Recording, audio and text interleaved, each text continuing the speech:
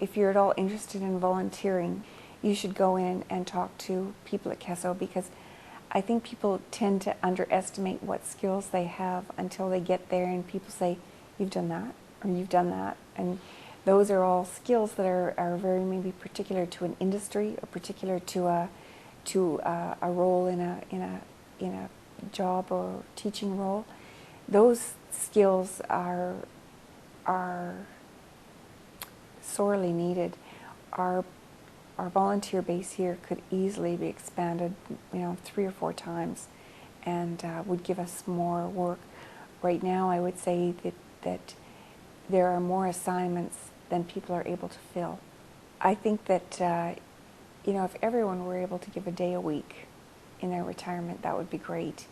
You're going to have some travel, particularly in Saskatchewan, probably in most of Western Canada, because a lot of the reserves are off-site. CESO provides a travel allowance, and they provide a daily meal allowance, which is very adequate. You will probably stay in some bed and breakfasts that you would never have experienced in your own life otherwise.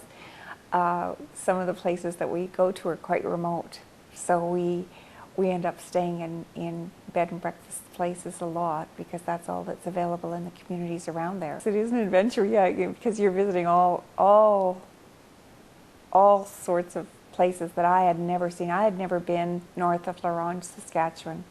I had never walked across Lac La Ronge when it was, well, you can't walk across it, it's far too big, but going up north in the dead of winter and seeing the lake frozen, and how they cut roads through the lake, through the middle of the lake, for people on the remote islands to get in and out.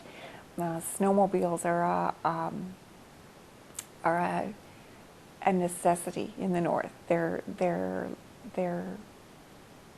not a recreational vehicle. They're a mode of transportation. They're a mode of people getting to and from work, getting their groceries, all that.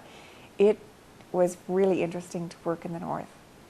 The hospitality that we received on the reserves was incredible. Like, when we were teaching our courses on the reserves, they would always provide a lunch, and it was usually made by someone on the reserve who did catering or was sort of the cook who looked after the meals for meetings.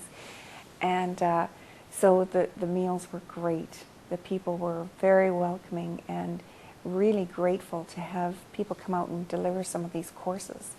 At the ends of the courses, people were very positive about the assistance they'd been given, and very proud of their communities and the changes that they had seen in their communities in the last little while. So you get a real sense of being appreciated. One of the other things that I think is kind of a bonus for the volunteers at CESO is that if you work in CESO for a period of time and learn about the delivery of services at the local level. And I began when I was still working part-time, and then proceeded to retire.